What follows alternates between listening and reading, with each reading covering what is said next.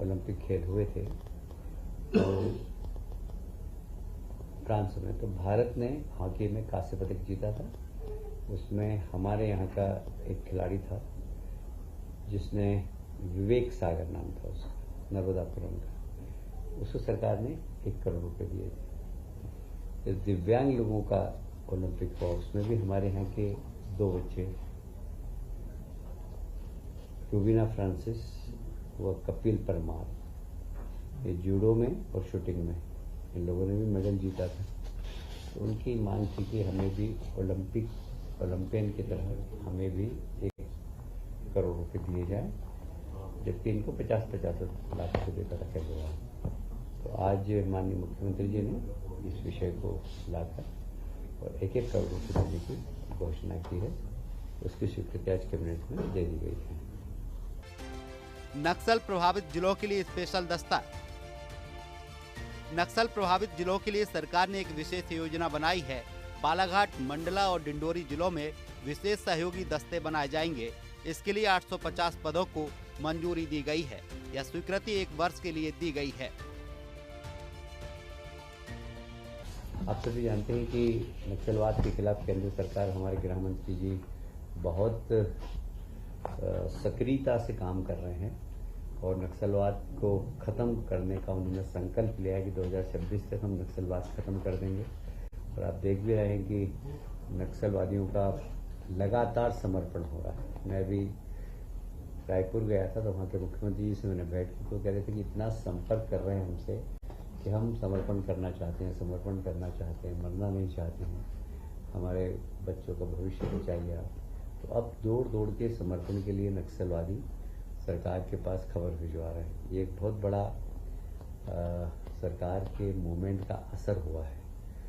तो पर एक संभावना ये भी है कि कुछ लोग हमारे प्रदेश में, क्योंकि हमारे प्रदेश में भी नक्सलवाद नहीं है, तो ये 3 जिले हैं जो हमारे बालाघाट, मंडला और डिंडोरी, इसमें उनका आवागमन है, इसकी सूचना हमारे पास है। तो हम वहाँ पर वहाँ के गांव वासियों के बीच में से ही 850 ऐसे कार्यकर्ता हम खड़े कर रहे हैं जो कि वहाँ पर सरकार के लिए काम करें। गांव में कोई नक्सलवादी का मूवमेंट नहीं हो, इसके लिए सरकार को इन्फॉर्मेशन दे। इस दिशा में आज कैबिनेट ने 850 पदों का सृजन किया 1 साल के लिए और प्रति कार्यकर्ता को 25,000 रुपये मानदेय दिया जाएगा। ये नक्सलवाद को प्रति माह, तो लगभग इसमें 25 करोड़ का खर्चा आएगा 1 साल का। आज कैबिनेट ने इसकी स्वीकृति प्रदान की। पेंशन से जुड़े मामलों के लिए महत्वपूर्ण कदम। पेंशन से जुड़े मामलों को निपटाने के लिए भी सरकार ने एक महत्वपूर्ण कदम उठाया है। राज्य केंद्रीकृत पेंशन प्रोसेसिंग सेल का गठन किया जाएगा। यह सेल पेंशन मामलों से जुड़ी सभी प्रक्रियाओं को देखेगा। संभागीय और जिला स्तर के कार्यालयों में पेंशन समाधान केंद्र भी बनाए जाएंगे। यह केंद्र सेवानिवृत्त कर्मचारियों की मदद करेंगे। यह व्यवस्था अस्थायी रूप से 2 साल के लिए होगी। पदों का नियुक्तिकरण किया जाएगा।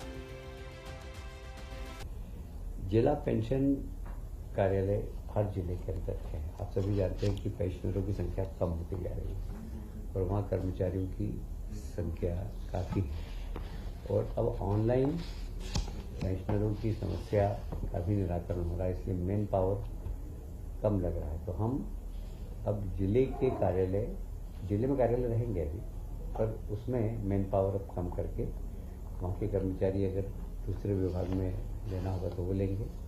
और एक केंद्रीय पूरा पेंशन कार्यालय कंप्यूटराइज होगा और कोई भी उनकी समस्या होगी तो असिस्टेंट के लिए वहाँ पर जिले में कार्यालय होंगे, तो वहाँ उनकी संख्या कम करें और एक केंद्रीकृत पेंशन प्रकोष्ठ का हम यहाँ पर गठन करके और पेंशनरों को अच्छी सुविधा मिल सके, इसके लिए हम प्रयास कर रहे हैं।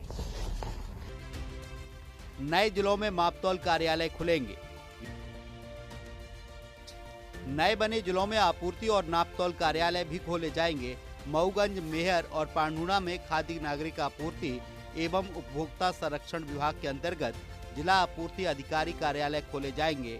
निवाड़ी, मऊगंज, मैहर और पांढुना में नापतौल कार्यालय भी खोलने हैं।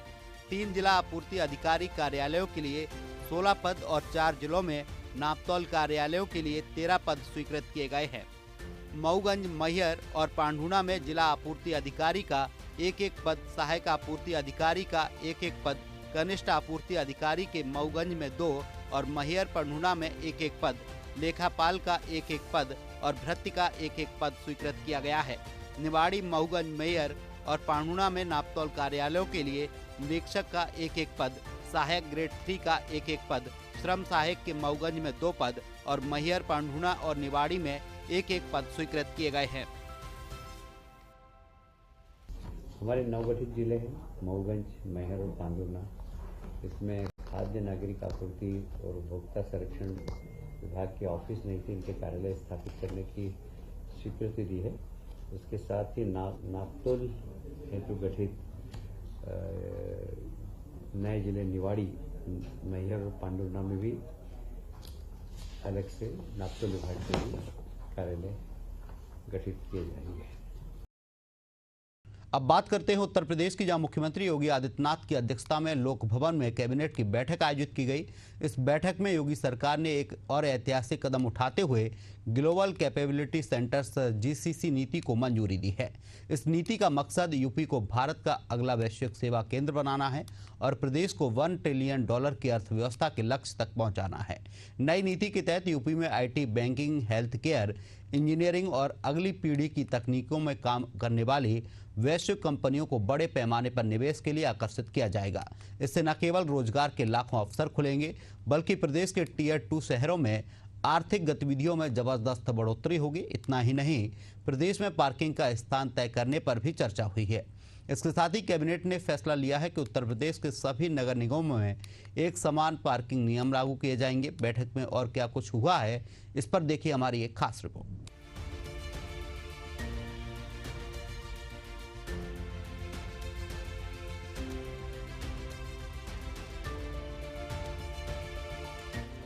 यूपी कैबिनेट के महत्वपूर्ण फैसले। राज्य कर्मचारियों की तबादला नीति को मिली मंजूरी। 15 मई से 15 जून के बीच होंगे कर्मचारियों के तबादले।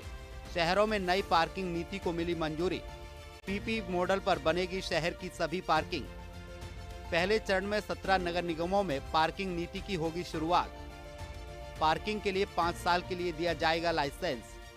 पार्किंग का किराया नगर निगम करेगी तय। राज्य कर विभाग का दर्जा व्यवसायिक से बदलकर सेवारत विभाग पर। उत्तर प्रदेश स्टेट कैरेज बस अड्डा कॉन्ट्रैक्ट नीति 2025 को मिली मंजूरी। अडानी ग्रुप से बिजली खरीदेगी सरकार। प्रदेश सरकार को 2,958 करोड़ की होगी बचत। 2025-26 की स्थानांतरण नीति को मिली मंजूरी। योगी सरकार द्वारा स्थानांतरण नीति को वित्तीय वर्ष 2025-26 के लिए प्रभावी किया गया है। वित्त मंत्री सुरेश खन्ना ने बताया कि नई नीति में पिछली नीति के ज्यादातर प्रावधानों को शामिल किया गया है। इसके जरिए जून 2025 तक समूह क व ख के जो अधिकारी किसी जिले में सेवा काल के 3 वर्ष पूरे कर चुके हैं, उन्हें अन्य जिलों में तथा मंडल में 7 वर्ष पूरे कर चुके अधिकारी और कर्मचारियों का स्थानांतरण किया जाएगा।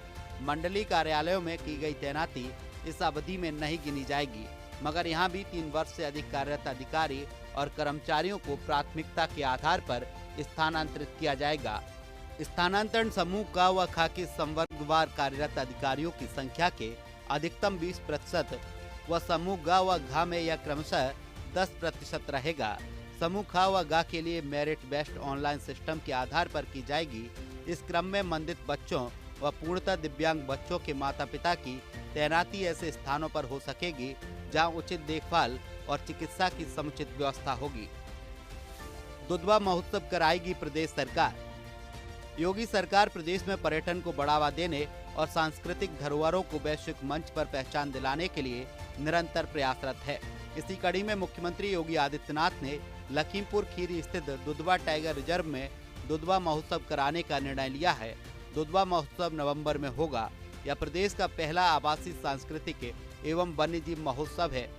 3 दिवसीय महोत्सव न सिर्फ प्रदेश की सांस्कृतिक विविधता और जैविक समृद्धि का उत्सव होगा, बल्कि यह पर्यटकों को जंगल की गोद में प्रकृति से जुड़ने और थारू संस्कृति को करीब से जानने का मौका देगा। साथ ही देश की जानी मानी हस्तियों द्वारा परफॉर्मेंस भी दी जाएंगी। अडानी से बिजली खरीदेगा यूपी। यूपी में बिजली की खरीद अडानी पावर लिमिटेड से होगी। लगभग ₹5.38 प्रति यूनिट की दर से यह बिजली खरीदी जाएगी। एक अनुमान के मुताबिक इससे 2,958 करोड़ की बचत होगी। प्राइवेट बसों के लिए बनेंगे बस स्टैंड। यूपी में निजी बसों के संचालन को व्यवस्थित करने के लिए सरकार उत्तर प्रदेश स्टेट कैरेज बस अड्डा, कॉन्ट्रैक्ट कैरेज और all India tourist bus park स्थापना एवं विनियमन बस पार्क नीति 2025 लागू करेगी। इसके तहत सभी 75 जिलों में प्राइवेट बसों के लिए बस स्टैंड बनाए जाएंगे। इन बस अड्डों पर यात्रियों और ड्राइवरों कंडक्टरों के लिए सभी आधुनिक सुविधाएं उपलब्ध होंगी। नई नीति से यातायात व्यवस्था सुधरेगी और यात्रियों को सुविधा मिलेगी। पार्किंग की मांग को हमें नियोजित करना पड़ेगा और पार्किंग की व्यवस्था को बनाते हुए हमें उससे राजस्व भी अगर मिल सके तो हमें नगर निकायों के लिए राजस्व भी उत्पादित करना है और उसमें स्मार्ट टेक्नोलॉजी का आईटी इनेबल्ड टेक्नोलॉजी का भी हमें उपयोग करना है। मल्टी लेवल पार्किंग, क्योंकि शहरों में जगह कम पड़ती जा रही है, तो मल्टी लेवल पार्किंग करके हमें इसकी व्यवस्थाओं को आगे बढ़ाना है और सार्वजनिक जो परिवहन के जो संसाधन है उसमें हम और भी अच्छी व्यवस्थाएं, जैसे पार्किंग की जगहों पे इलेक्ट्रिक चार्जिंग की भी व्यवस्था क्यों न हो। इलेक्ट्रिक चार्जिंग के साथ साथ अन्य जो हमें वहाँ गाड़ी को साफ करने, गाड़ी को धोने, गाड़ी की हवा भरने, ये सारी व्यवस्थाएं साथ में करने के लिए हमने ये सोचा कि प्रथम चरण में 17 नगर निगमों में हम ये नियमावली लेकर के आए हैं, उसको लागू हम करेंगे। और उसमें ये कहा गया है कि पीपीपी मॉडल पे प्राइवेट पार्टियां, हमारे माननीय मुख्यमंत्री जी के मार्गदर्शन भी लिया गया और उसके बाद आज मंत्रिमंडल के समक्ष हमने प्रस्तुत किया, जिसे माननीय मंत्रिमंडल ने उसकी 1500 मेगावाट बिजली की खरीद। बिजली आपूर्ति की बढ़ती मांग को पूरा करने के लिए सरकार 1600 मेगावाट की परियोजनाओं से 1500 मेगावाट बिजली खरीदने का प्रस्ताव पारित करेगी। यह खरीद प्रतिस्पर्धात्मक बिडिंग के आधार पर होगी, जिससे राज्य में निर्बाध बिजली आपूर्ति सुनिश्चित होगी। उत्तर प्रदेश प्रगति के पथ पर जा रहा है और स्वाभाविक है कि हमारी ऊर्जा की जो मांग है, ऊर्जा की जो खपत है, वो दिन प्रतिदिन बढ़ती जा रही है। पिछले वर्ष आपने देखा कि 30,000 मेगावाट की पीक डिमांड हम लोग क्रॉस कर गए थे और इस बार भी अगर वही ट्रेंड रहा तो इस बार भी कुछ वैसा ही होगा। इस बढ़ती हुई मांग के मद्देनजर भारत सरकार की जो हमारे इलेक्ट्रिसिटी रेगुलेटर हैं और हमारे यूपीपीसीएल ने मिलकर के एक आने वाले 10 साल का एक पावर प्रोक्योरमेंट का प्लान बनाया हुआ है 2034 तक का, और उसके दृष्टिगत हमने जो मांग आएगी उसके दृष्टिगत जो हमने कैपेसिटी जो हमने अनुबंधित किया है, कॉन्ट्रैक्ट किया है, वो लगभग 47,600 मेगावाट की क्षमता हम ऑलरेडी कॉन्ट्रैक्ट कर चुके हैं। उसमें से 33,000 क्षमता का जो पावर प्लांट्स हैं वो ऑलरेडी कार्यान्वित हो गए हैं और 14,000 की क्षमता के प्लांट जो हैं वो कार्यान्वित होने की दिशा में आगे बढ़ रहे हैं। उसके अतिरिक्त ये पाया गया है कि हमारे पास हमें थर्मल, विंड, हाइड्रो और सोलर सभी संसाधनों से अपनी ऊर्जा की उपलब्धि को बढ़ाना होगा। उसमें विंड भी हम कॉन्ट्रैक्ट कर रहे हैं, जहां से भी उपलब्ध हो रही है, हाइड्रो भी कर रहे हैं, सोलर भी कर रहे हैं। आउटसोर्स के लिए भारत आ रही मल्टीनेशनल कंपनियां। नीति के संबंध में प्रमुख सचिव औद्योगिक विकास आलोक कुमार ने बताया कि प्रदेश में साइंस, लॉ, इंजीनियरिंग समेत बहुत सारे सेक्टर्स का टैलेंट काफी बड़ी मात्रा में मौजूद है। कम पैसे में बेहतर क्वालिटी का काम लेने के लिए कई मल्टीनेशनल कंपनियां अपने ऑफशोर डेवलपमेंट सेंटर्स यहीं पर स्थापित कर रही हैं। इसे ही ग्लोबल कैपेसिटी सेंटर कहते हैं। इसमें पहले नंबर पर सॉफ्टवेयर और आईटी आता है, जिसमें machine learning, cloud computing, robotic process, automation, AI संचालित डेवलपमेंट, साइबर सुरक्षा, इंजीनियरिंग डेवलपमेंट आते हैं। इंजीनियरिंग डिजाइन का बहुत सारा एलिमेंट है, जो बहुत कॉस्टली और टाइमिंग कंज्यूमिंग में होता है, और हम काफ़ी सस्ते दामों में और उच्च गुणवत्ता के साथ इस पर काम कर सकते हैं। इसी प्रकार से बैंक्स, फाइनेंशियल सर्विसेज और इंश्योरेंस सेक्टर में बहुत सारे काम आउटसोर्स करने के लिए मल्टीनेशनल कंपनियां भारत आ रही हैं। इसी तरह ऑटोमेटिक सेक्टर, इलेक्ट्रॉनिक्स और सेमीकंडक्टर विनिर्माण सेक्टर भी बहुत सारी कंपनियां यहां आई हैं। उनके सॉफ्टवेयर डेवलपिंग का बहुत सारा काम इन जीसीसी में होगा। उन्होंने बताया कि आज भारत में लगभग 1700 जीसीसी हैं और इनके तेजी से बढ़ने की उम्मीद है। नोएडा में अभी माइक्रोसॉफ्ट ने 10,000 सीटर डेवलपमेंट सेंटर का शिलान्यास किया है। एमक्यू ने भी 3,000 सीटर इंजीनियरिंग डेवलपमेंट सेंटर का सेटअप किया है। हमको एनसीआर और नोएडा के साथ ही वाराणसी, कानपुर और प्रयागराज जैसे शहरों में भी इन सेंटर्स को लाने की व्यवस्था करनी है। देश में सबसे आकर्षक प्रोत्साहन पैकेज।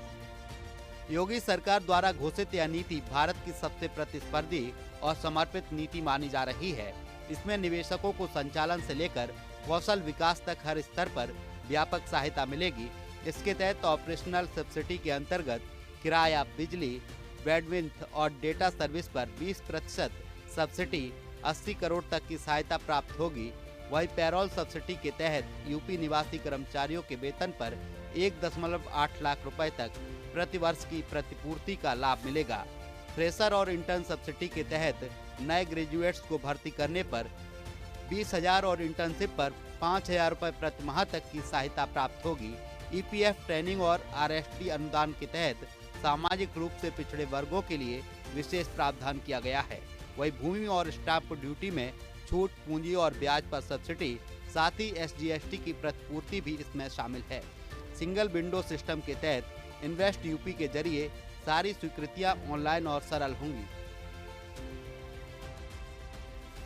2 लाख नई नौकरियों का रास्ता साफ। इस नीति के लागू होने से IT, analytics, HR, customer support और फाइनेंस जैसे क्षेत्रों में 2 लाख से ज्यादा गुणवत्तापूर्ण नौकरियां सृजित होंगी।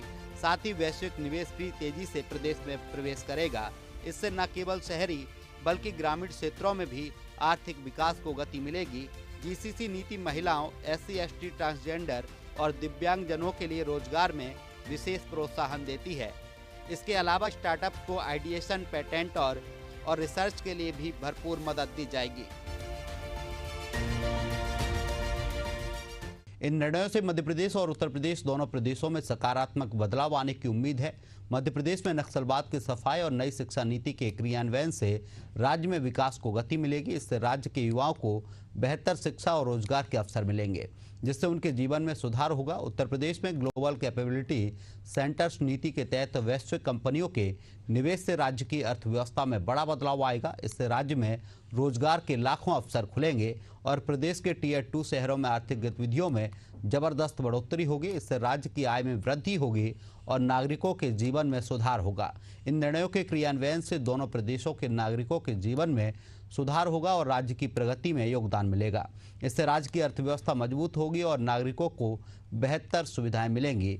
अब देखना है कि इन निर्णयों के क्रियान्वयन से दोनों प्रदेशों में कितना बदलाव आता है। आज के लिए बस इतना ही। जल्द फिर से आपके लिए नए विषयों के साथ उपस्थित होंगे। आप देखते रहिए एशियन न्यूज। नमस्कार।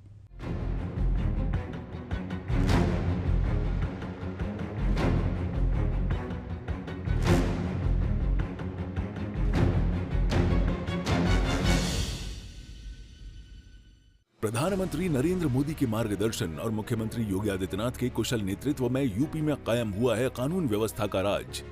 2017 से पहले दंगे, फसाद, अवैध कब्जे, उगाही और महिलाओं के विरुद्ध अपराध से जनता त्राहिमाम कर रही थी।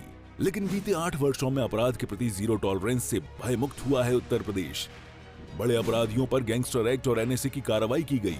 दुर्दांत अपराधी या तो एनकाउंटर में मारे गए या सलाखों के पीछे पहुंचाए गए। माफिया के अवैध कब्जे से लगभग 3,000 करोड़ की संपत्ति जब्त कर उन पर गरीबों के लिए बनाए गए हैं आवास।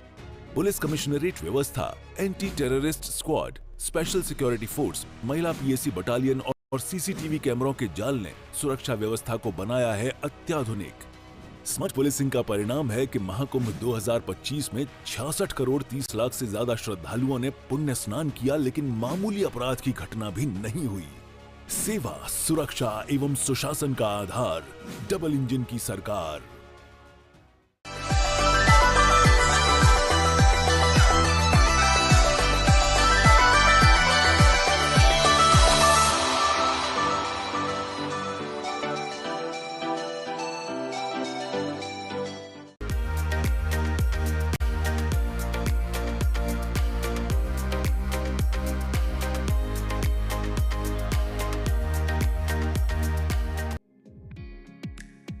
RLVT एलिवेटर प्राइवेट लिमिटेड बेहतरीन इंस्टॉलेशन अब मेंटेनेंस के साथ अपने सफर को बनाए आसान। अब आपके शहर में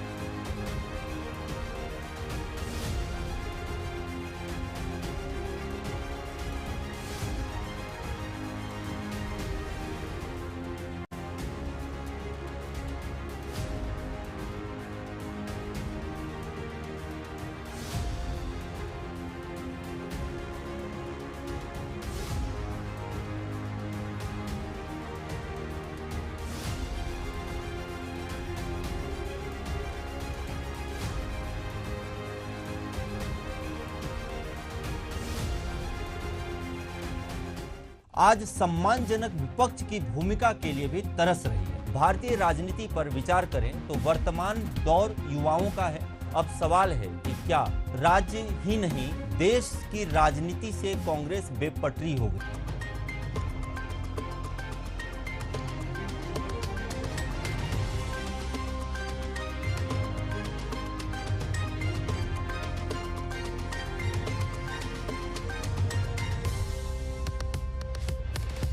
हेडलाइंस के प्रायोजक हैं डॉक्टर ऑर्थो आयुर्वेदिक ऑयल और कैप्सूल। अब दर्द भी घुटने टेकेगा। RLVT एलिवेटर प्राइवेट लिमिटेड कम मेंटेनेंस में बेहतरीन इंस्टॉलेशन अब आपके शहर रायपुर में। प्रधानमंत्री मोदी का सेना को निर्देश, पाकिस्तान की हर गोली का जवाब गोले से दें। भारत कश्मीर मुद्दे पर स्पष्ट किया अपना रुख, सिर्फ पीओ को वापस करने पर होगी बात। सीज फायर पर कांग्रेस ने इंदिरा गांधी को किया याद। भूपेश बोले जब तक तोड़ा नहीं तब तक छोड़ा नहीं। सर्वदलीय बैठक विशेष सत्र बुलाने की मांग।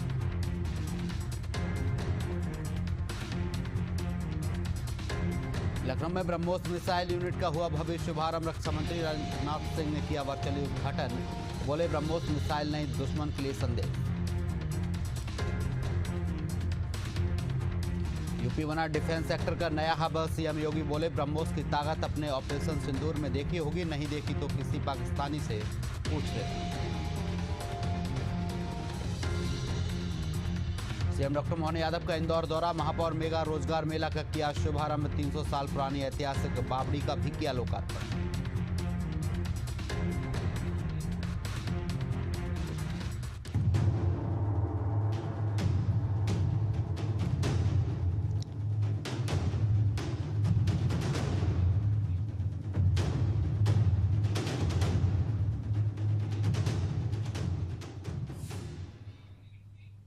नमस्कार, मैं हूं अरुण तोमर, आप देख रहे हैं एशियन न्यूज। खबरें विस्तार से। भारत पाकिस्तान के बीच सीज फायर के बाद जम्मू कश्मीर, पंजाब और गुजरात सहित कई बॉर्डर इलाकों में हालात सामान्य हैं। सड़कों पर आवाजाही बढ़ गई है और दुकानें, होटलें खुल गए हैं। गुजरात से राजस्थान जाने वाली नाइट ट्रेनें भी बहाल कर दी गई हैं। वहीं राजस्थान में भी बॉर्डर इलाके के बाड़मेर, जैसलमेर, श्रीगंगानगर और बीकानेर जिलों में हालात सामान्य होने लग गए हैं। स्थानीय लोग भारतीय सेना की ओर से पाकिस्तान को दिए गए मुंहतोड़ जवाब से बेहद खुश हैं। लोगों का कहना है कि भारतीय सेना के होते हुए उन्हें थोड़ी सी भी चिंता नहीं है। भारत अपनी रक्षा करना और आतंकवाद को कुचलना अच्छी तरह से जानता है। 10 मई को सीज फायर के बावजूद पाकिस्तान ने बॉर्डर इलाकों में फिर से हमले की कोशिश की थी। इसके बाद यहां पर ब्लैकआउट लगा दिया गया था।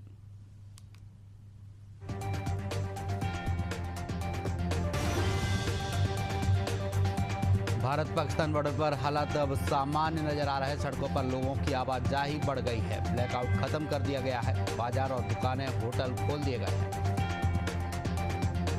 आपको बता दें, हालात पूरी तरीके से अब सामान्य हो गए हैं। सड़कों पर लोगों की आवाजाही बढ़ गई है। बाजार, दुकान और होटल खुल चुके हैं। ब्लैकआउट खत्म कर दिया गया है। जिन ट्रेनों पर रोक लगाई गई थी वो ट्रेनें भी, उनकी भी आवाजाही शुरू की गई है।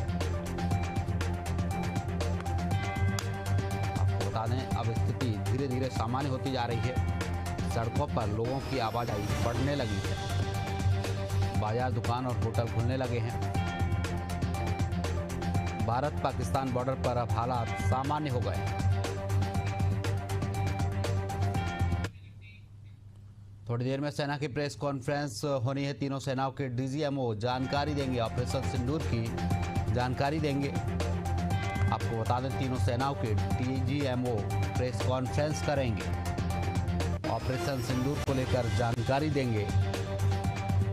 कुछ ही देर में ये प्रेस कॉन्फ्रेंस शुरू होने वाली है।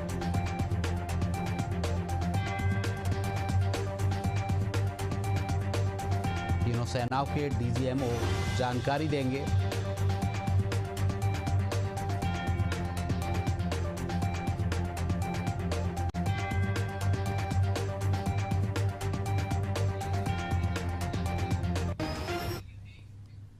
आपको सीधे दिल्ली लिए चलते, जहां पर तीनों सेनाओं के डीजीएमओ प्रेस कॉन्फ्रेंस कर रहे हैं। देखिए लाइव तस्वीरें।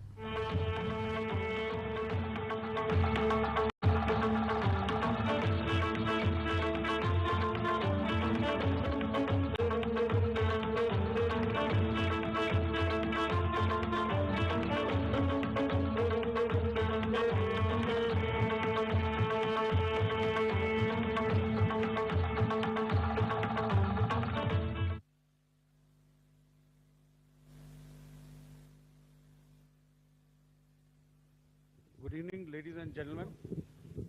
Jai Hind.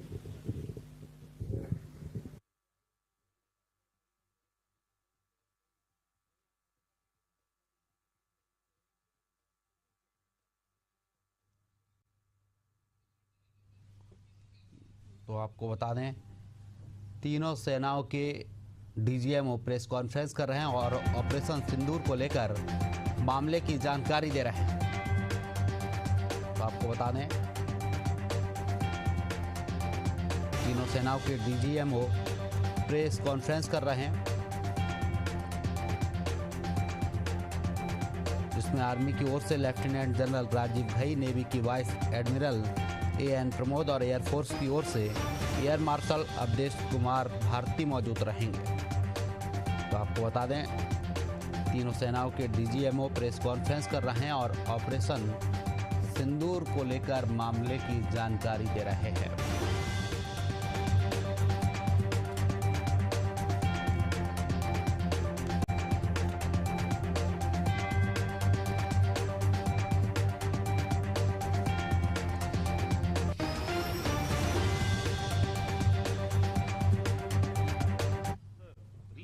Terrorist strikes on our armed forces and defenseless civilians, we knew that to make yet another compelling statement of our resolve as a nation. Operation Sindoor was conceptualized with a clear military aim to punish the perpetrators and planners of terror and to destroy their terror infrastructure. What I do not state here, of course, is the often stated determination of India and its intolerance to terror. It set into motion a very diligent and microscopic scarring of the terror landscape across the borders and the identification of terror camps and training sites. The locations that emerged were numerous. But as we deliberated more, we realized that some of these terror hubs were now bereft of any presence and had preemptively been vacated, fearing retribution from us. There was also a term of reference and our own binding, self-imposed restriction to target only terrorists and thus prevent collateral damage. There were 9 camps that you are now all familiar with, which were confirmed by our various intelligence agencies to be inhabited. Some of these were in POJK, while there were others that were located in the Punjab province in Pakistan. Nefarious places such as Muridke, the hub center of the Lashkar-e-Taiba, has over the years bred infamous characters such as Ajmal Kasab and the likes of David Headley. What followed was a careful scrutiny of each of these sinister locations, their layout, configuration, even the type of construction in each structure, and the terrain obtained around these. This was with an obvious intent to deduce and identify the exact vector that was required for their neutralization, as also the eyes in the sky that we would send up to ensure that we brought back evidence that we had indeed targeted what we set out to. The precise images of these engagements on that fateful and historical night have already been showcased during the first press statement on the 7th of May that was helmed by our Foreign Secretary.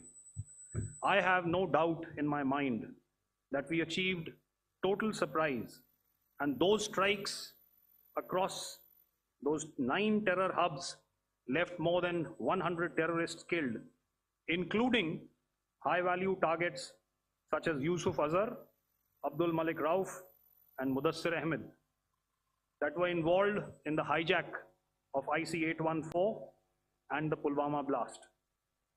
The line of control was also violated soon after by Pakistan, and the erratic and rattled response of our enemy was apparent from the number of civilians, inhabited villages, and religious sites such as Gurudwaras that were unfortunately hit by them, leading to a sad loss of lives.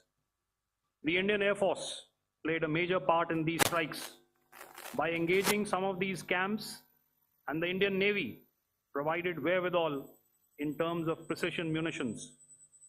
The Indian Air Force obviously had their assets up in the sky And I will here request Air Marshal Bharti, the Director General of Air Operations, to detail for you the methodology that the men in blue adopted to successfully manifest this mission. Thank you, Rajiv. A very good evening, ladies and gentlemen. It indeed is a difficult time that we have come here like this and brief you. We could have done without this, but we had no choice.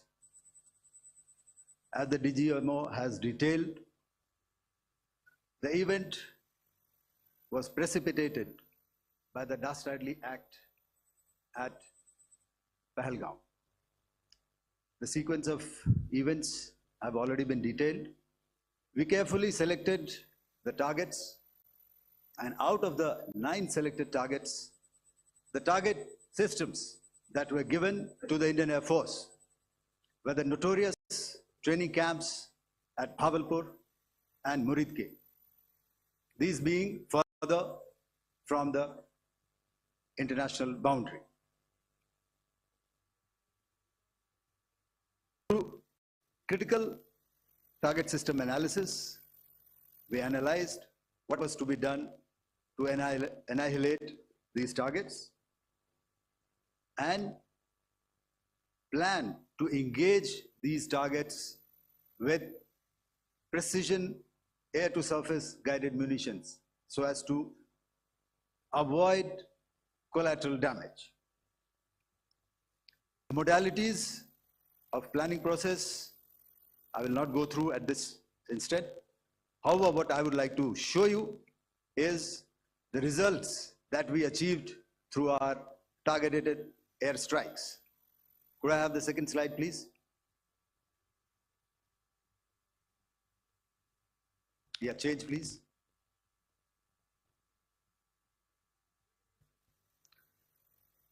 Okay. This is what the terror infra at Muridke looks like.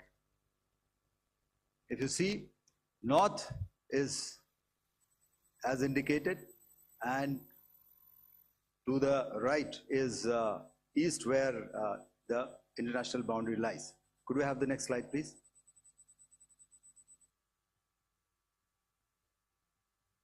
Orientating.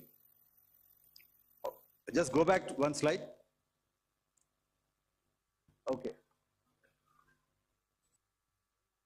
Please have a look at this red building, the series of buildings out here, and this empty ground. Next.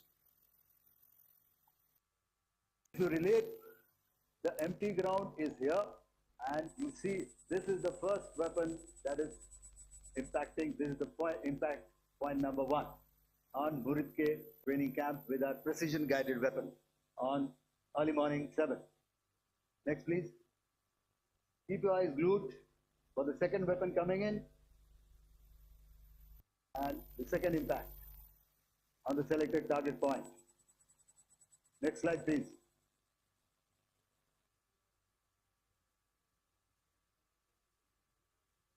Third weapon, third impact. Continue. And fourth weapon, fourth impact. So through these targeted and precision targeting, we addressed at Muridke, which was the terrain infrastructure. Can you hear me? All right. Okay, I'll come closer to the mic. Now we go to the next target, which is the Bhavalpur training camp. Next slide, please. Okay, just wait. So the effect, if you see, the impact point, if I can point out, this is the impact point. The ammunition has gone through the roof and it has created a blast inside, the photographs of which you would have, all of you would have seen. And the red building, after that there was this double-story building. It has been completely decimated by precision targeting. Next, please. Target system which was in the north, a series of buildings.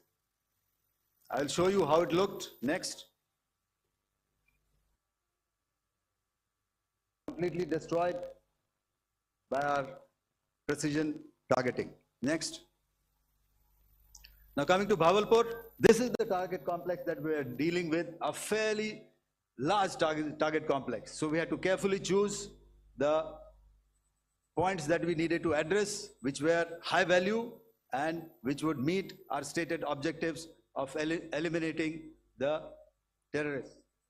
I would like to draw your attention to this red canopy, and in relation to that, I would cover the targets. One target system is a series of buildings here, other one here, and other one out here. Next slide, please. This is how it looked before, and this is how the building looked after the impact of the weapon. And orientation in relation to this red canopy, you can see here.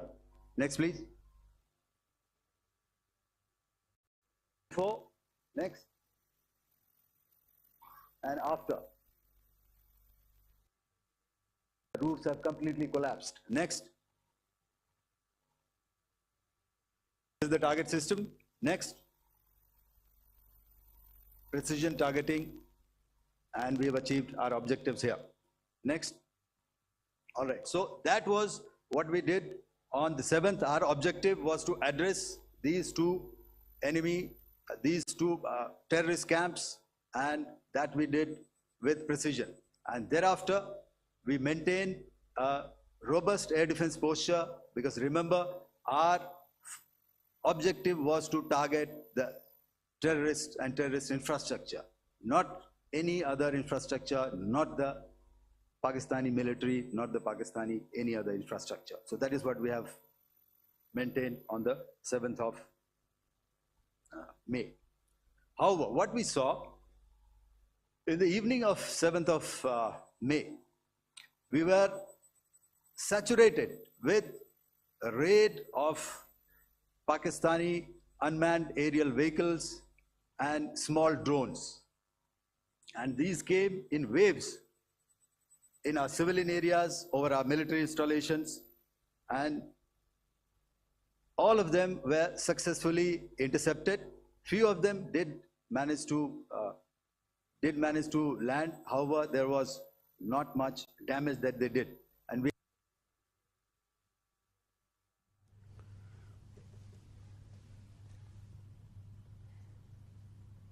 hard kill and soft kill systems, we did the job. How?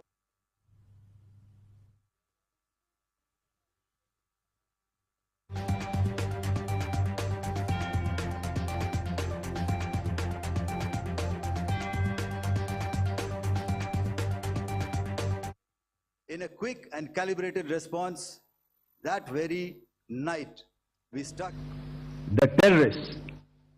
The adversary now has targeted our civilians and the military infrastructure. So it had to be responded to. So in a quick and calibrated response, that very night, we struck their radar installations at Lahore and close to Gujranwala, the LYT installation, to indicate to him that we are ready, yet we do not want to escalate. Our fight was with the terrorists and not with the Pakistani military establishment. Thank you.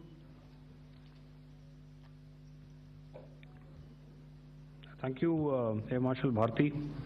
So, ladies and gentlemen, he's outlined operations not only on the night of 6th and 7th of May, when Operation Sindoor commenced, but also on the subsequent night. Being well aware and familiar with the congenital and impulsive nature of our adversary, and even though we did attempt to reach out and communicate our compulsions to strike at the heart of terror to my counterpart in the immediate wake of Operation Sindoor,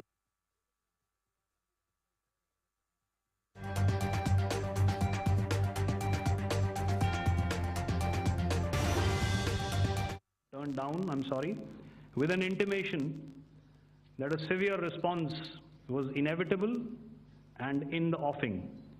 We were, of course, prepared. operations on the 7th and the 8th, Air Marshal Bhati spoken about.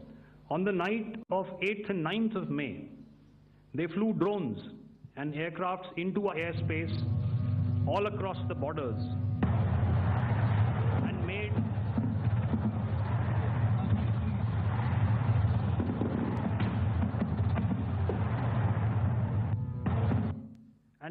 largely unsuccessful attempts to target numerous military infrastructure.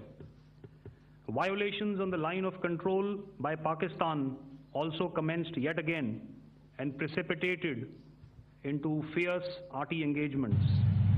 The air operations on the night of 8th and 9th of May, I'll yet again request the DG Air Operations to cover.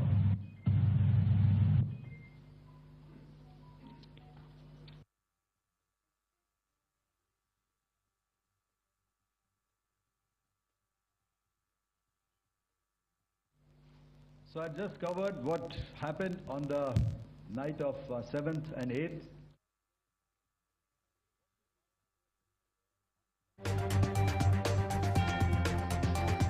As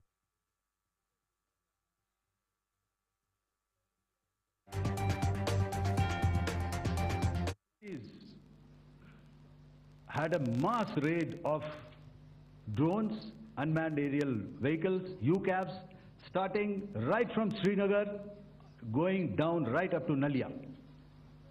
It was a mass raid in waves, and it was relentless.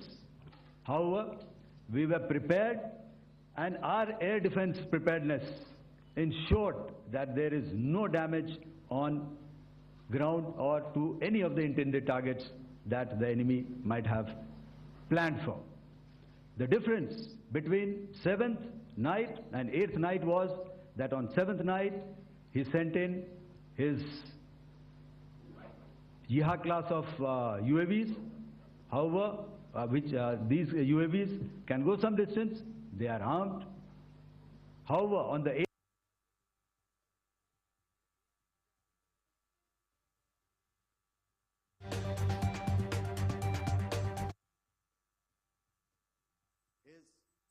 military installations, which included his SAM sites at Malirkant. This also included his surveillance radar sites at Lahore and close to Gujranwala. These were suitably addressed, and thereafter his drone attacks continued even till morning, which we countered, and during the daytime there was some respite. Here I would like to bring out another aspect. What we found was that while the drone attacks were being launched from somewhere close to Lahore, enemy had allowed his civilian aircraft to also continue to fly out of Lahore. Not only his own aircraft, but international passenger aircraft, which is quite insensitive, and we had to exercise extreme caution, even at the cost of some tactical disadvantage, to ensure that there is no damage to any of the civilian aircraft. And this was also brought out in our press briefing during the day. So I will now hand over to my colleague to cover the events of 9th onwards.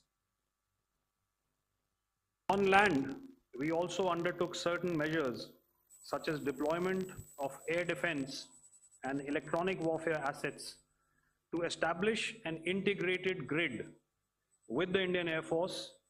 And I have seen and heard some of you wax eloquent about the benefits of such an architecture when it comes to negating and combating air intrusions. We also carried out deployment to include movement of our forces in the land, sea, and air domains. The night of the 9th and the 10th of May saw similar intrusions by drones and aircrafts. And this time, there was a concerted effort to target airfields and some very, very important logistic installations, albeit yet again unsuccessful and denied gallantly and efficiently, I must say, by the integrated Indian Air Force and Indian Army Air Defense. We further strengthened our deployment and also initiated some pressure points to send a very clear and unambiguous message to the other side to desist from any misadventures on land. Some of the airfields and dumps saw repeated attacks in waves from the air. All were thwarted. The Pakistan Army has reported to have lost approximately 35 to 40 personnel in artillery and small arms firing on the line of control between the 7th and the 10th of May. What the other side had probably also not reckoned with was the speedy and precise turnaround and hit back by the Indian Air Force. And I will yet again ask Air Marshal Bharti to speak about these significant and game-changing strikes. I will thereafter request Vice Admiral Pramod, my colleague and Director General of Naval Operations, to tell us about some very telling naval maneuvers in the Arabian Sea that exerted pressure on the night of 9th and 10th of May. Over to you, sir. Commencing about 2000 hours, that is 8 p.m. local time, on 8th of May, several Pakistani unmanned aerial systems, drones, combat vehicles attacked multiple IF bases. These included Jammu, Udhampur, Pathankot, Amritsar, Bhatinda, Nal, Dalhousie, Thois, Jaisalmer, Uttarlai, Falodi, Nalia. These were almost simultaneous and they came in waves. Our AD guns and other systems were waiting for them. All these waves were neutralized by our trained crew using the air defense systems that they have, and also some of them were utilized using our legacy systems like Pechoras and IF Summer, which we have recently acquired. And some were neutralized by the Garud snipers. There was no damage on ground from these incursions and these mass raids, if I could call them, from the Pakistani side. However, following these relentless attacks on our air bases, on our forward positions, and on our civilian targets, this was time to convey some message to our adversaries. And therefore, a decision was taken to strike where it would hurt.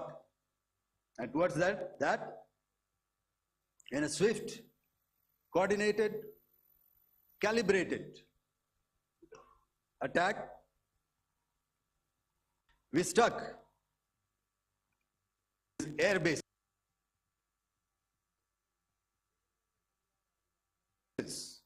command, military infrastructure, air defense systems across the entire Western Front.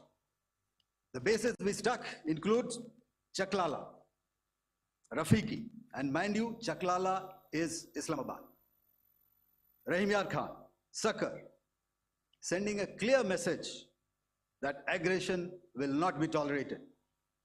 This was followed by strikes at Sargoda, Bholari, Jacobabad. We also struck the C2 centers at Murid, the UAE complex at Murid, Rafiki, radar at Chunia, which I will show you, Rahim Yar Khan airfield, and the unmanned combat aerial vehicle hangar at Sakar.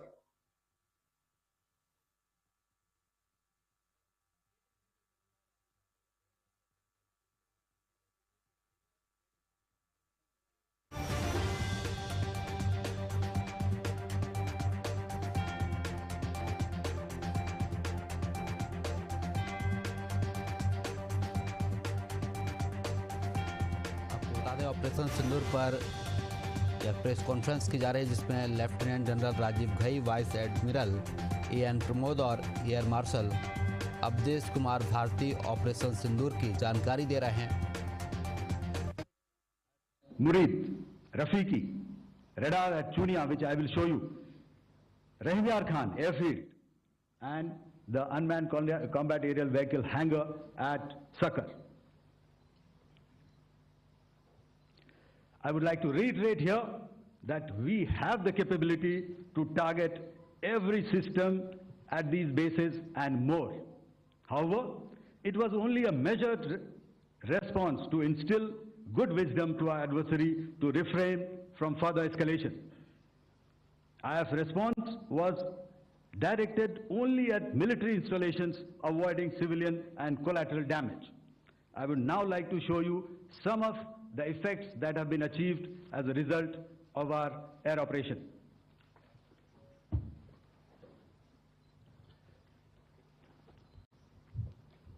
Here is the Pasrur air defense system, if you could see. Zoomed up view, this is the radar mounted on a high tower. And after the strike,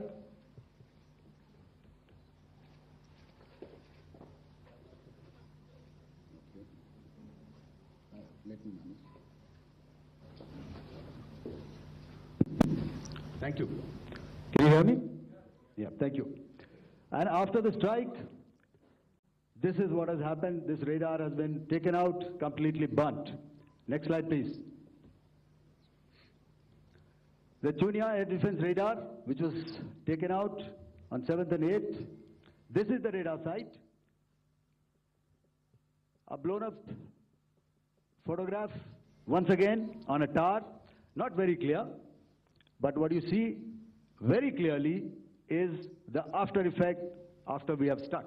The radar head has been completely decapitated. Next slide, please. Arifwala air defense radar. In this complex, you see how it looked before, blown up image, and after really blown up. Next. Now coming to Sargodha airfield. Remember, this is one of their important airfields wherein they have a lot of assets, F-16s, other assets which they keep getting, training institutes. And we have stuck this airfield. It is not, if you zoom in here, then one impact point here on the runway and second impact point of our weapon, precision weapon on the runway. And if you see this blown up, repairing going on. Same here. Next. Rahimyar Khan. This is the area we have stuck. A deep strike out here and one complex here. So this is how it looked before, and the same, you see a big crater, another crater here, and this complex after strike neutralized. Next. Chaklala airfield, Noor Khan, once again a major air base, a lot of their logistic assets out here. This was the chosen complex that we intended to strike and convey a message. Next slide, please. This is how it looked before, and this is how it looked after our strike. Next. Sakar. We chose the radar site at Sakar. This is the radar site, and after it was struck, this is the aftermath, completely burnt out. Next, please. Aircraft shelter. This is how it looked before the strike, and this is how it looked after the strike. The roof of the buildings completely caved in and burnt. Next. Bolari airfield, aircraft hangar. This is how it looked before, and this is how it looked after the precision strike. Next. Jacobabad, aircraft hangar, and this is how it looked after. Next. So what I'm trying to convey here, ladies and gentlemen, is to start with, our fight was neither with the Pakistani military nor with anybody else who's there on the other side.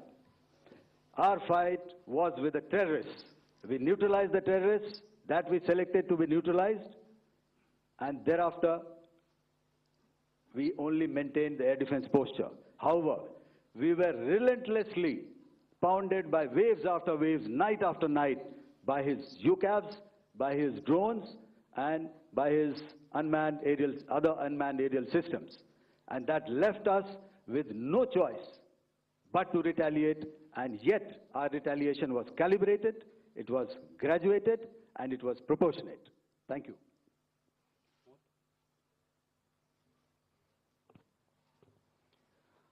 Good evening, ladies and gentlemen. In the aftermath of the cowardly attacks on innocent tourists at Pahalgam in Jammu and Kashmir by Pakistani-sponsored terrorists on 22nd April, the Indian Navy's Carrier Battle Group, surface forces, submarines, and aviation assets were immediately deployed at sea with full combat readiness in concert with the joint operation plan of the Indian Defence Forces.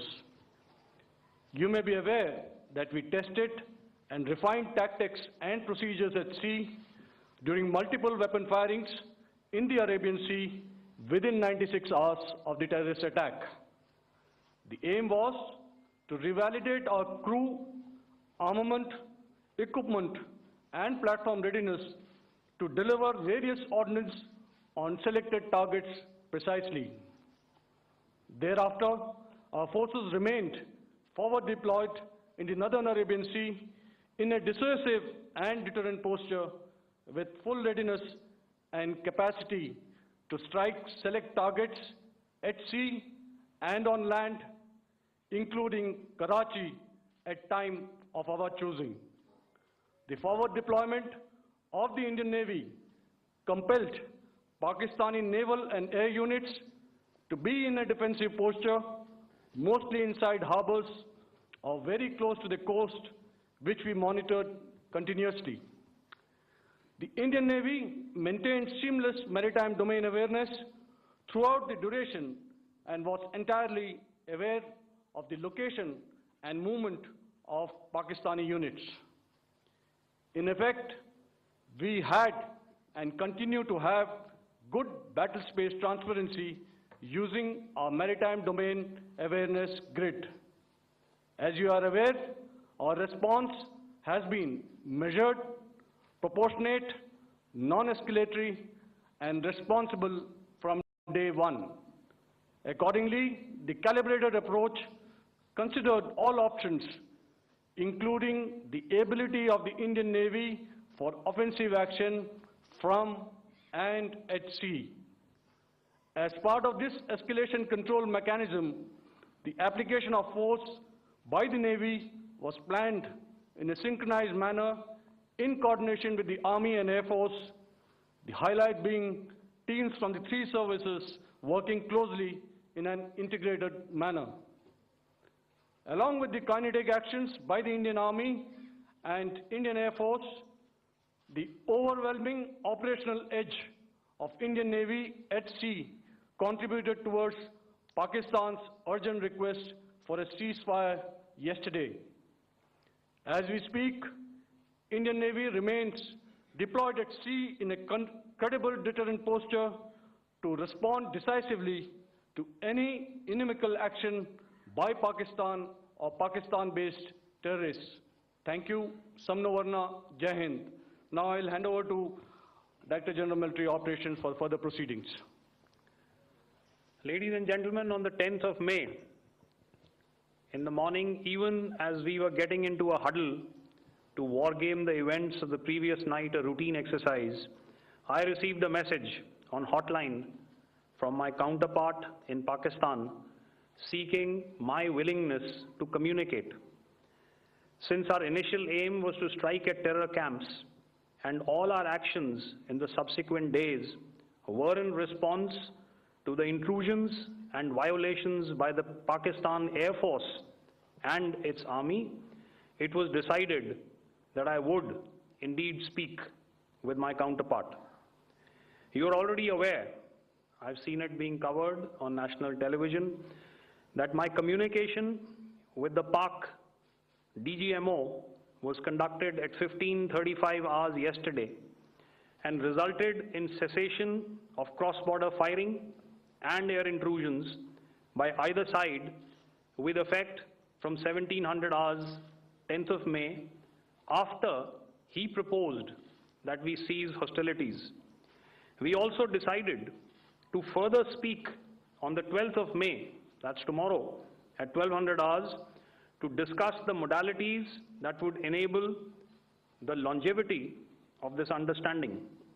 However, disappointingly, and must I add, expectedly, it took only a couple of hours for the Pakistan Army to violate these arrangements by cross-border and across the line of control firing, followed by drone intrusions across the expanse of the Western Front through last night and in the early hours of the morning today. These violations were responded to robustly and dealt with as they must be. We have earlier today sent another hotline message to my counterpart highlighting these violations of the understanding between the DGMOs on the 10th of May and our firm and clear intent to respond to these fiercely and punitively, if repeated tonight, subsequently, or later. In this regard, I must inform all of you that the Chief of Army Staff has earlier today conducted a security review and has granted full authority to our Army commanders for counter-actions in the kinetic domain in case of any violation by Pakistan. In the end, I pay my solemn homage to my 5 fallen colleagues and brothers from the armed forces and civilians who have tragically lost their lives in Operation Sindoor. Our hearts go out to the bereaved families, and we express our solidarity to them in this lifetime and beyond, at this grave juncture in their lives. Their sacrifices shall always be remembered and spoken of in glowing terms by a grateful nation. We have thus far, ladies and gentlemen, exercised, and my colleague Pramod highlighted this, immense restraint, and our actions have been focused, measured, and non-escalatory. However, any threat to the sovereignty, territorial integrity, and safety of our citizens will be met with decisive force. Jai Hind. Okay, ladies and gentlemen, we are now open for questions. All right, now, since I would not know all of you, I would expect you to please raise the placard or your hand, and once I indicate, I expect you to please give out your name and the media group that you belong to. Keep your questions short so that we can take as many questions as possible.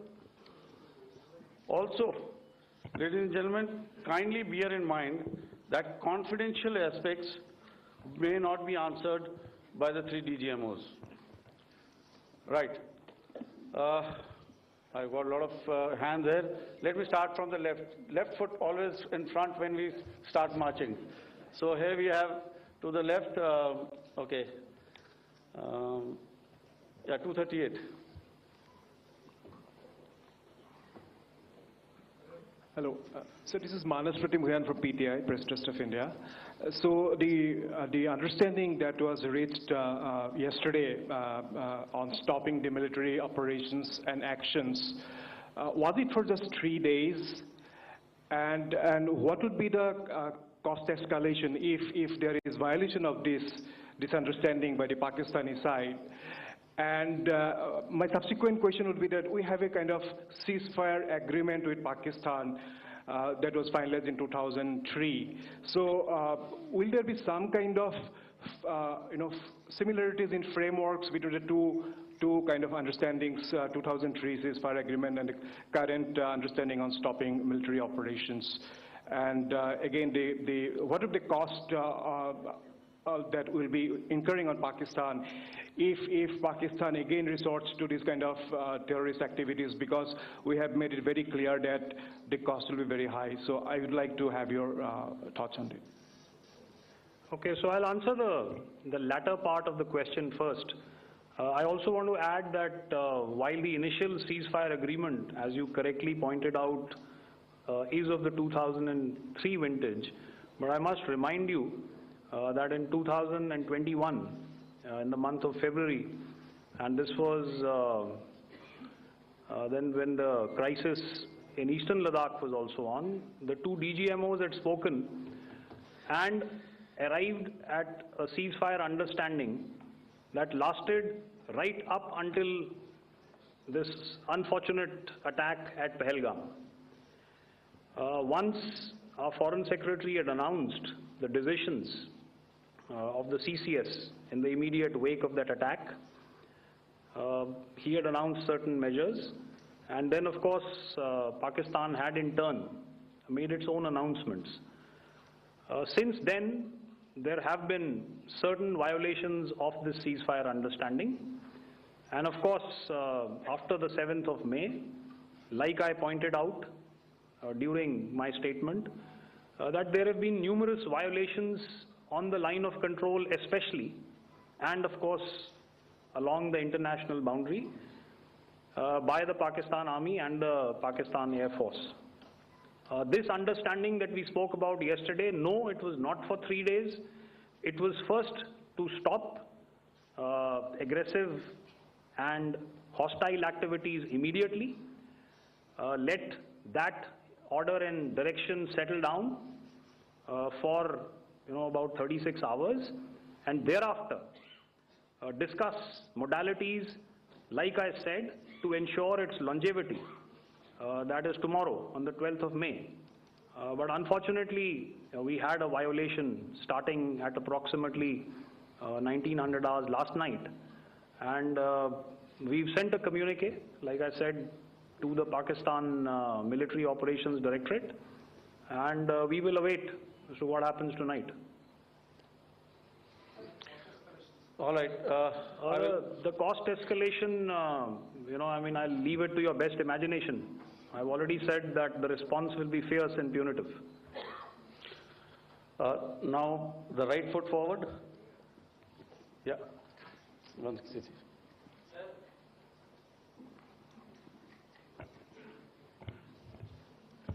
Sir, I am Ajit Dubey from ANI, sir. Sir, my question is that you talked about the loss of lives to the Pakistan Army, that was around 35 to 40 kills secured by the Indian Army. Sir, can you tell us what was such a spectacular, we have made good achievements in this entire operation. Can we say that we have emerged victorious, or we have a big upper hand over the Pakistanis in this entire conflict? Thank you very much, sir. So I'll answer the question about the loss of lives on the other side. Of course, there are various, from various agencies that come in. There are, of course, on the line of control, other ways to find out as to what has been the effect of what you are doing there in ceasefire violations. So therefore, I mentioned 35 to 40 on the line of control, and please remember that once Operation Sindoor was launched, the responses of the Pakistan Army were also on Indian Army or the Indian Armed Forces infrastructure. Let me put it that way. So that's why I did not cover casualties of the Pakistan Army, at least in the initial phases of battle, because those were not our targets. Our targets were terror-oriented, and of course later, once they launched air intrusions and air operations on our infrastructure, we've used heavier weapons, and Of course, there would have been casualties, but those are still being assessed. The effects of the weapons that you mentioned, I will request Air Marshal Bharti to, apprise all of you about those. Good evening, Mr. Sujit. How are you? Ajit. Okay, we're meeting after some time. I never mentioned about any of the weapons that we used. Check. Okay. What I was saying that I never mentioned of any of the weapons, the caliber that we used. All right. So we leave it at that. Those are matters of operational details which I would not like to go into. But suffice to say that whatever methods and whatever means we have chosen, it had the desired effects on the enemy targets. How many casualties? How many injuries? Well, to start with, our aim was not to inflict casualties, but in case there have been, it is for them to count. Our job is to hit the target, not to count the body bags. And the last part of your question, I wonder if you read out the tweet on ADG PI at midnight left, justice has been served, Ajit. That is all that I will say. Ajit, I'll request you to, refrain putting words into his mouth. All right. Yeah, I'll come back to the left. 147. Sorry, 47. No, one word. 47. Did I see it here or? Yeah. Good evening, gentlemen. Sorry, 147. I saw it there. Sorry. Yeah. Since I've already said 147. Start, please. Hi, sir. Good evening. This is Shivam Patel from Reuters News Agency. Thank you for giving me the opportunity. My question, sir, is how many military targets did Indian Armed Forces strike in Pakistan in response to the attacks from Pakistan? How were these targets selected? And how many troop casualties have been there in total on both sides, if you can give details? Thank you. I'm sorry, where are you? I haven't spotted his name. Here's to the right. Okay. Can you just repeat that for me, please? Sure, sir. So my name is Shivam Patel. I'm from Reuters News Agency. My question is, how many military targets in total did the Indian Armed Forces strike in Pakistan in response to the attack from Pakistan? How were these targets selected? And how many troop casualties have been there on both sides, if you can? So you're speaking of the targets that I mentioned in the wake of the attack at Pahalgam, right? Military targets, after response. Yeah, I think it's amply clear to everybody here that the Pakistan army has not crossed the international boundary, neither in the plain sector nor on the line of control. So the intrusions have been in the air. There have been certain attempts on the line of control when ceasefire violations have been on to try and infiltrate and carry out and perpetrate activities that we are all very well familiar with. Whether these are by terrorists or by the Pakistan army or its special forces and commandos is difficult to say, but each of these have been effectively thwarted. So therefore, as far as engagements of military targets on the other side is concerned, I thought Air Marshal Bharti covered those very well and in detail, and he also mentioned as to how they went about targeting those.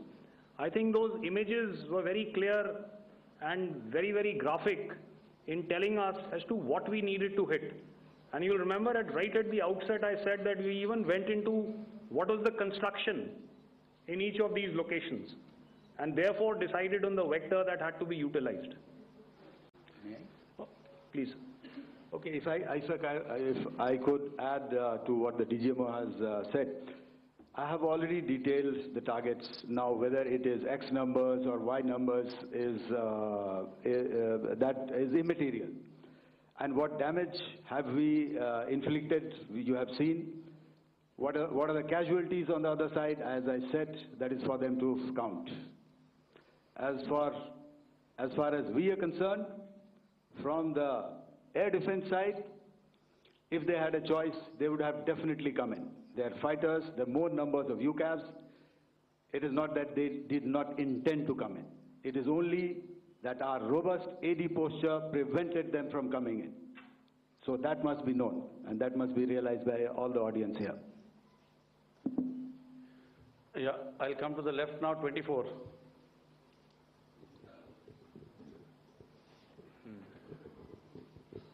Good evening, sir. This is Anuvesh Rath from Z. Sir, I wanted to know on the first briefing, which was done by FS and two representatives from Air Force and Army, you showed a list where there was 21 places in that list. You have stuck 9. Are more operations going to be held? Is Operation Sindoor still on? And the second question, thank you, sir. Thank you so much. And also, I want to congratulate all three of you for a fantastic operation that you guys have done. Thank you so much. Thank you so much for that one question. Yeah. Sir, the question. Unfortunately, Rath, is that your name? I'm sorry. You know, as far as operational details are concerned, I am not in a position to share those right now. But I think I'll take a cue from Pramod. You know, he said towards the end that the Indian Navy is still in a posture that is deterrent. And I have already made it very clear towards the end of what I said that it's only a couple of hours ago that the Chief of Army Staff has carried out a security review, and he's authorized our Army commanders to deal with violations of any kind from across the borders in a manner that they deem fit. So again, to reiterate, the response will be fierce and it will be punitive.